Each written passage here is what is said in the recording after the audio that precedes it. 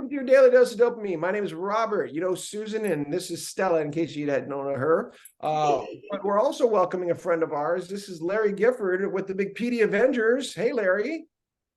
Doesn't it look good? Yes. It's awesome. Yeah. Almost as good as you. Hey. Well, that's hard. It's a high bar, my friend. So, Larry, I'll just start by saying thank you for being here. And I know you know a little bit of my origin story, that I heard about your podcast for years and was a fan for years. And, we got to know each other and in a pretty short order, spent some time on stage together, which was such a great, way to. Great opportunity. Yeah. Down there doing push-ups, Larry, you were just I was there. Yeah. You were there. Absolutely, at the All In, and I know we have another one of those coming up in what is it, November? Yeah, are you going to be able to make it to that one? Do you know, Larry? I don't even know what it is. The PMD Alliance All In, the one we did in DC, is now going to be in Austin in November. I'd love to make it. Yeah, so put it on your calendar. We'll talk about it more. What are you up to? If people are saying, hey, what's Larry doing today? What is life like for Larry on February 20, 2024? Well, I'm still recovering from DBS surgery, still getting dialed in. So that went very well. Loved it. Great. Nothing, no problems. I was awake during the surgery, and that was cool. It was, yeah. It was cool. Yeah, I'm glad I was awake. Because they were like testing things in real time, like, to make sure that my voice was going to be strong and everything. And so it was really bizarre, but the thing that hurt the most was the cage they put on your head so you don't move your head, but probably the most important piece. So I was like, well, I'll take the pain instead of like, ah! And then I just had a PD Avengers call for the Assemble. We have over 7,000 members now. Not all of them showed up because my Zoom account's not that big, but we're doing a lot right now as far as PD Avengers is concerned. And so right now, all my time is with PD Avengers. I was reorganized out of my job in radio. Yeah, right. So, and how long were you in radio? 32 years. So you have a deep journalist heart in you and a deep journalist voice, because radio was your particular medium within that field. And what kinds of radio, for those who don't know?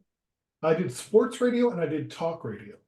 Yeah. And then most recently, I've been more of a leader in a leadership role. So I was the national director of talk radio here in Canada. Yeah. And what about that kind of strange cross section between having Parkinson's and what it does to the voice at some point, and that being your identity? Have you thought much about it? Because clearly your voice is still there right now, which is awesome.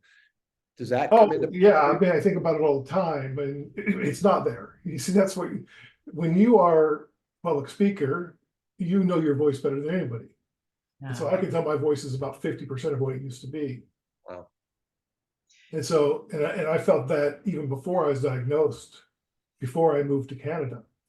I was up for several jobs, and I'm like, I can't even get through a shift before my voice just is gone. So time is a factor then. Time is a factor, yeah.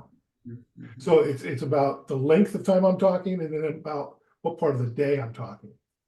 Oh. So the later in the afternoon it gets, the more hoarse my voice gets. So how do you transform? What have you discovered because of that challenge or obstacle? That I need to talk more in the morning. That short form broadcast is better than long form broadcast. So doing a podcast is better than doing a daily morning show, per se. That I have a lot of wisdom when it comes to radio that I can pass along to people. Nice. And make others, at their best, which I enjoy doing. And then I think ultimately, one of the last lessons I've learned is I don't need my voice to communicate my message. There was a woman that I was listening to a podcast, and this singer who had this 3-octave range, she lost her voice, like for reals. And she had some sort of disease. when they worked really hard, 2 years to get 4 notes back in her 3-octave range. Wow. So she rewrote all of her songs to match those 4 notes Wow. and reinvented herself. Wow.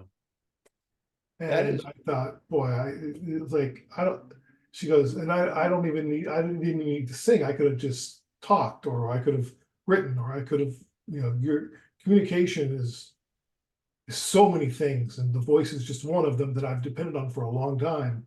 But if it goes away tomorrow, I'll find a new way to tell you what's going on. that Mhm. that's a perfect cap for where we're at right now. But I hope you'll come back for another episode because I Sure, yeah, anytime. All right, man. Short form. See, this works well for you. We'll see you on the next one.